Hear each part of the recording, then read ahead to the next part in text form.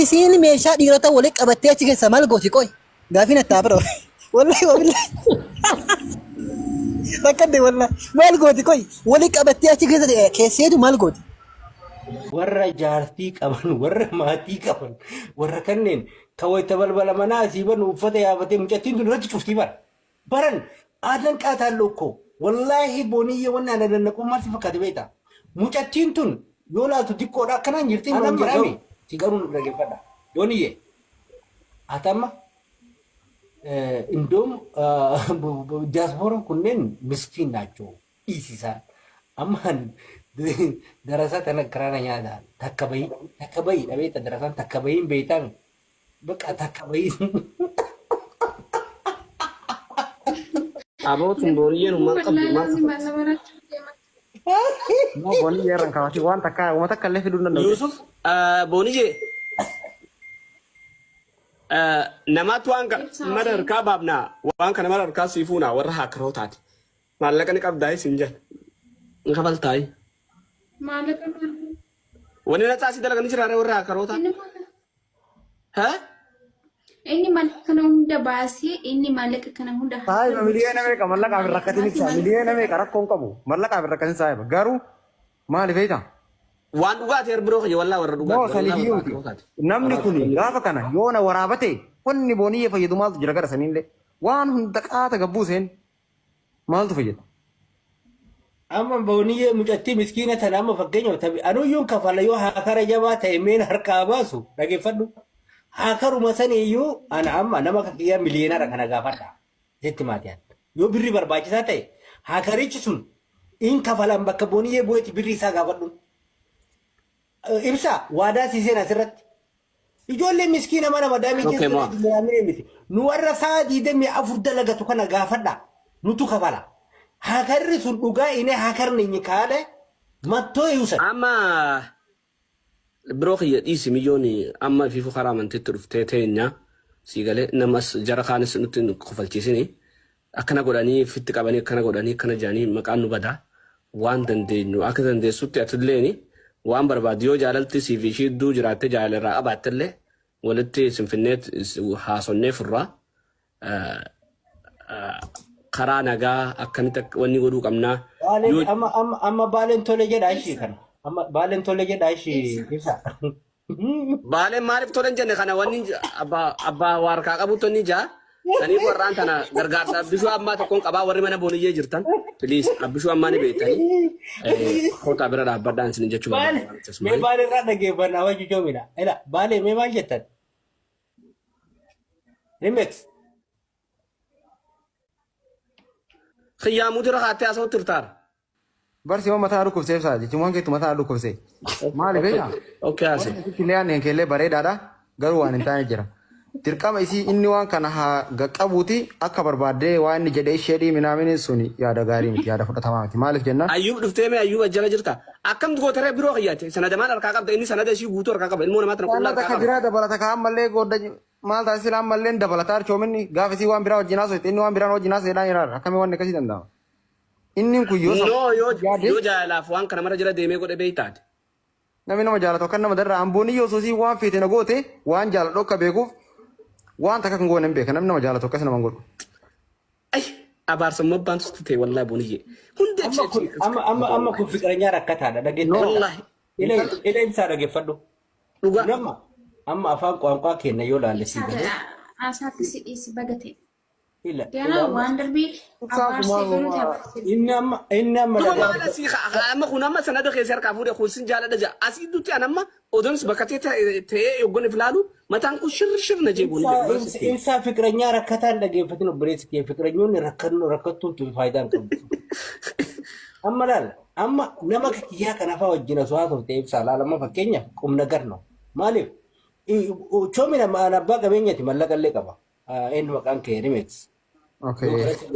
Maallaqni qabaati fiqireenyaa rakkataa maattaa maallaqni qabaati. Kanaaf fiqireenyaa rakkataa jechuun intalataalee lubbuu baraaruu hin danda'u qileetti naqee maddii dhaabbatee fagoo dhaabbatee. Dhageettaa si taamu. Kun makiinaa qilee bu'e kun. Akka Jawaar caafii qabee dhaabbataa amma ibsaati. Akka Jawaar gaafa kan makiinaa bilisiginnaa caafii qabee dhaabbataa ture caafii qabdee dhaabbataa ture. Yoo atamarraa gadhiifte anamma haada sanirraa dheekne qiletti madu sogodhaan.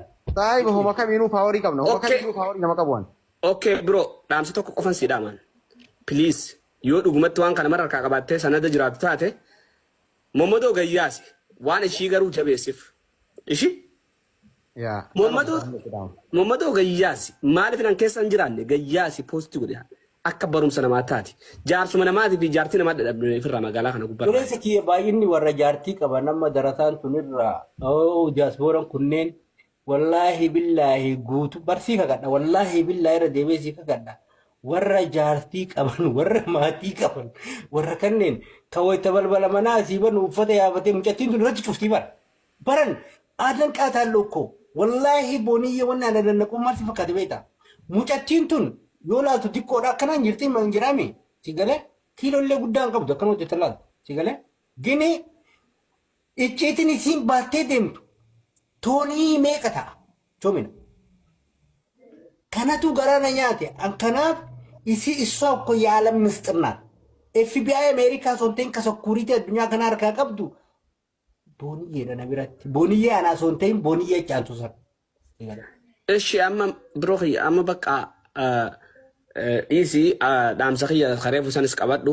please kafaniini yoo dandeesse yoo irraa fuudhaa taates anak kafala si kafale mal no ibsa ki ada ma tima kafaltaanu masirratti anaan kafalaanu mal kafaltaa bidu ana sana di rabbi sun saladu waka isa kafala wallahi yo barbaachisaa ta'e guyyaa borii boqonnaa qabda qaama walaa garro rakko addaa wayii qabdi rakko illee qabatte wallahi wala garra Siti ani marka diri. Ndi. Maal jette bro? Ati jechuun ati mana kee kontirool gochuu hin dandeettu jalqaba irratti rakkinni kee maal beektaa mana kee kontirool gochuu hin dandeettu. Jara na ate nu disa tenne waan jedhu waan so garitu isa jara dangi mucayyoo irratti illee wantoota taphatina no jechuun wanna akkanaan ta'an dhugaa jirtu dubbadhee jennaan namni as keessa na teechisuu didaa jira maalifi Maal dubbatti ati riyaa mee isa please isa raamee moonitara isa misi ani jechuun gariiba gizee seenu san sagalee gizee ustaadni seenu san kolfe sagaleen kun akkami jedhee dhaqeetiin ilaale reef 500 ho'i qaba mee ammaa dubbataa qoo jedhee amma see shakkeetiin seenaa mee nama si gubbaa san dubbisii jedheen ani isa shakkuu ofii na argeetiin achirraa nama deetare kunoo deebee jira gaafadhu dhufee jira namicha dubbadhu garii baaf please tanagar. ከዛ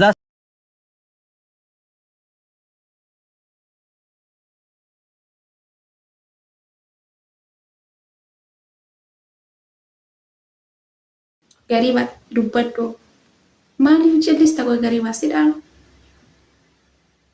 followera godhaa gariba sidhaan eenyudha ati maal taateen dubbattu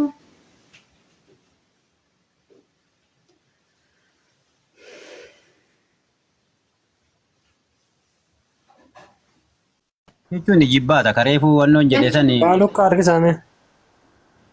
ijibbaata bar kareefuu enu baaliyoon himee deeme san gariba Amma naan kan na dhibe keessaa dubbiin kun maal ta'u jira waansa. qoy isin namtichi kun isa duratti booniyyeedhaan banateedha. Warabbalkaaba isa namichi kun shuu 100% is. Amantii amanuu baatte sun dhimma keeti. Namichi kunis haa dubbatu mee sagaleen isuma dhageenye. modeetara bara qaba bare shaaxirummaa kiyya argee Modeetara mala gama nama. Garibaa jechuun barnaanii sirriitti walitti dhiyaanna bar jechuun maal jechuudha yaani. Ishi fudhate kaa ishi gariibaa kan ta'an ishi dubbate ani isaa mitaa jedhu qaama as keessa jira miti. Nama sirrii walitti dhiyaatu erga ta'e akkam maasi godhee erga akkas ta'e. booniyye ka jedhe daa'inni waan abdate bara waan hunda isaa ana harkaa qaba waan hunda isaatiiyyuu karaa dhaytu hin jiru inni kanaanillee wannoo kee qaba bas Akkam waan abdate jechuun yaani asirratti ol beekuun karaa keessatti ol beekuudha. no tiktokii modeetara qaba kanallee Amma namni kun yoo jechuun booniyyee namni kun yoo nama san hin taane namni kun hundi waan beeku. Ishi haa dubbatu isa kolfaa ture miti inni maaf kolfa ishee erga san taane. Sagaleen immoo amshuuris. ምን ሆነክ ነው ገሪባት ከፈትና ተናገር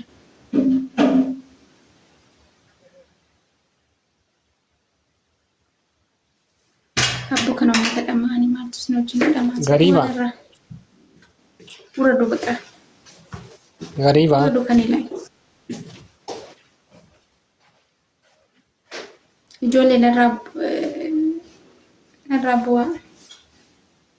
ati inni dubbachuu didame Didee jira. Ani Gariibaan beektu. asirratti isa beeka. Wallaahi asirratti isa beeka malee karaa keessatti isa hin beeku. Takka walitti haasofnu hin beeku. Garuu ni dhufa gastii kiyya jechuudha. Turee jira wal barnoonni keenya immoo. Ani dirqama namni asirratti beeku immoo karaa keessatti hin deemtee itti haasofteerta yookaan immoo situtti kenne jechuu hin dandeessa. Ani namoota asirratti beestura hin jiru namni akkas hin jedhu yookaan gariibaan akkaawuntii namaatiin kan garuu reef meeqa ga'e qawween ilaala ammayyuu.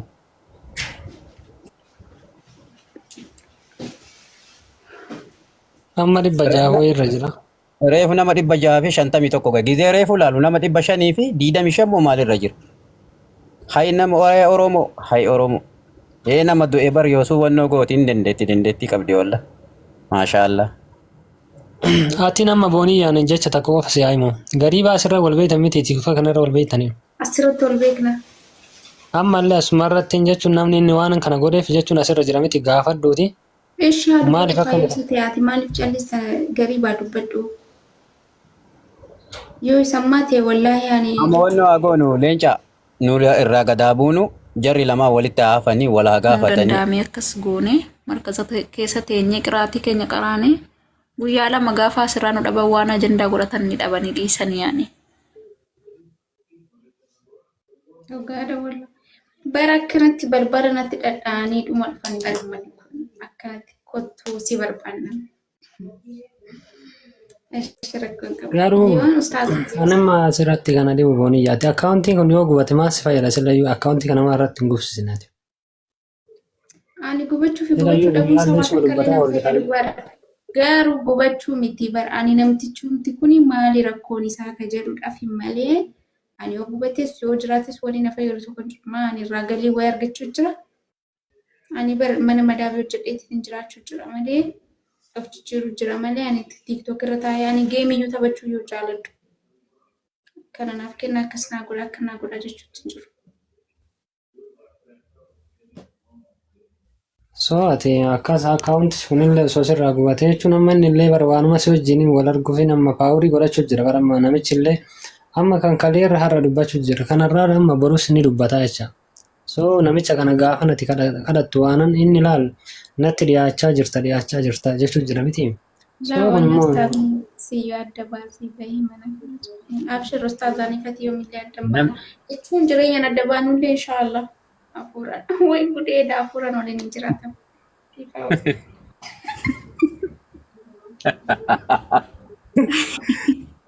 Ustaaz do'aa godhamu. Nena namni si gubbaa jiru kun isaa bar. Isaa bar. Namni si gubbaa jiru kun isa ka TikTokii am haarawaa seene ka si gubbaa jiru kun. Isa abbaadhuma haasaa kaase kanamu.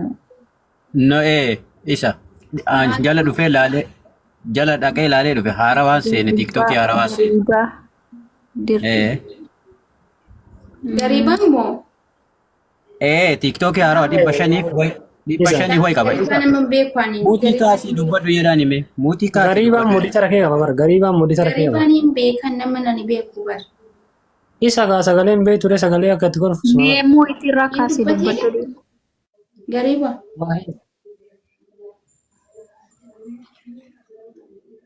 Gariiba.